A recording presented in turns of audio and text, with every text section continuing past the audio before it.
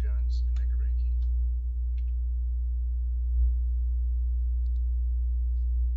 About the book, lifelong house painter Prey Marshbanks meets and marries the love of his life, Irene, after painting her father's house.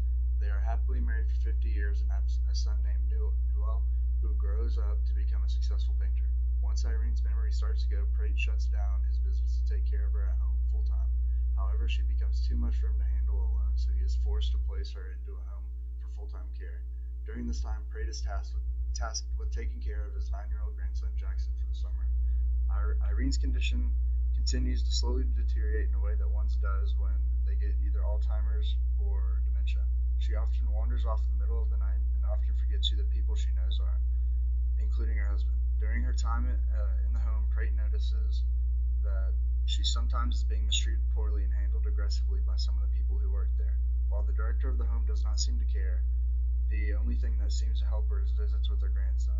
While difficult at first, Prate and Jackson slowly get acclimated to one another and eventually become close enough that they even enjoy spending time with one another. This novel is an excellent example of the hardships of having a loved one with such a complex disease and family resiliency. Our research topic, coping with ambiguous loss and shifting family roles.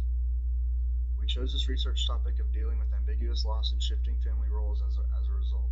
We chose this topic because Prate experiences the ambiguous loss of Irene, and he has to navigate shifting family roles by taking care of his grandson by himself and not being the full-time husband and caretaker of his wife. Researching this will give us a greater understanding. What is known? Those who have not experienced ambiguous loss themselves and who are not familiar with the term might have a hard time understanding how difficult it is. Ambiguous loss can come in a variety of forms. The feeling of ambiguous loss is shared between those that have loved ones that have gone missing and those that have loved ones that suffer from degenerative diseases. Additionally, every loss, especially an ambiguous one, comes with changes in life. Some call this the new normal, and it can mean changes in every aspect of life. The new normal can come with a major role change within the family and can even create roles as caretaker that previously were not needed.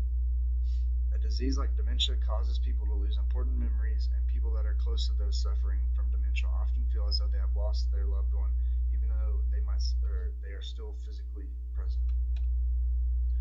What research says: an ambiguous loss, when a loved one may be physically present but psychologically absent, or psychologically present but physically absent. Tips for coping with ambiguous loss: don't feel pressured to move on. Don't be too hard on yourself. Find and seek support from other loved ones. Work on self-care techniques. Accept help when needed. Resiliency, the capacity for successful adaptation to challenges that threaten the function, survival, or positive development of system. Family caregiving for people with dementia is known to often lead to high levels of stress, depression, and decreased health. Examples of the first definition can be when a loved one is diagnosed with dementia, Alzheimer's, or any other number of mental disorders, mental disorders like autism. The second one can occur when a child is away at college, has been kidnapped, and their location and well-being is unknown, or like in the case of 9/11, where many bodies were found but not all could be identified. How much loss a person feels can be related to their resiliency. Caring for a loved one with dementia is not only hard on the person with it, but on the people who have to care for them. Family caregivers constantly have to find a new balance and refamiliarize themselves with the changed situation. Research continued. As families grow older and health starts declining, family roles shift, and one or more people usually end up taking on the role of caregiver. Entry into the role can happen in a various amount of ways. It can involve something as simple as helping to balance a checkbook or anything in between that and full-time care of a disease or serious injury. One of the hardest things for a caregiver is not knowing how much assistance to give or when to give it in the early stages of the disease. As the disease progresses, the caregiver has to take on more responsibility and structure becomes important. During the late stages, the role as a caregiver focuses on preserving quality of life and dignity.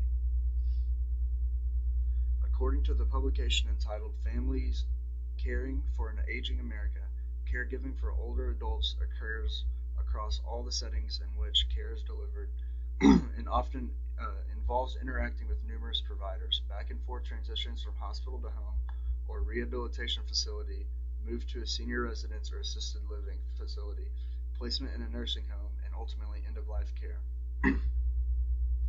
As a care partner, your support with everyday tasks can help the person with dementia develop new coping strategies that will help to maximize his or her independence. As the disease worsens, a person with late stage Alzheimer's usually has difficulty eating and swallowing, needs assistance walking, and eventually is unable to walk, needs full time help with personal care, and is vulnerable to infections, especially pneumonia. Connections to the course. In class, we have learned that everyone's grieving process is unique to themselves and their relationship with the person that is lost. With ambiguous loss, there can even be a greater variety in terms of how people grieve. Some people may be in denial that the loved one is not all there anymore, and some people may not even see the same person anymore. We also learned about how families develop over time and that roles and our identities within families can change. In the Marshbank household, roles are significantly changed as Irene's memory begins to fade. Conclusions and reflections, new insights. Living with dementia can be hard, but it seems through research and reading the book that taking care of those who have it can be harder. Areas of challenges we overcame. Working on a group project entirely online without meeting in person is difficult, but through the use of GroupMe and Google Docs, we were able to come up with a sound project. Also, finding the amount of sources necessary to meet the requirement. How can we use this information in our future? This information can be useful in future work because dealing with ambiguous loss is something everyone might have to deal with in one way or another. And these are our sources.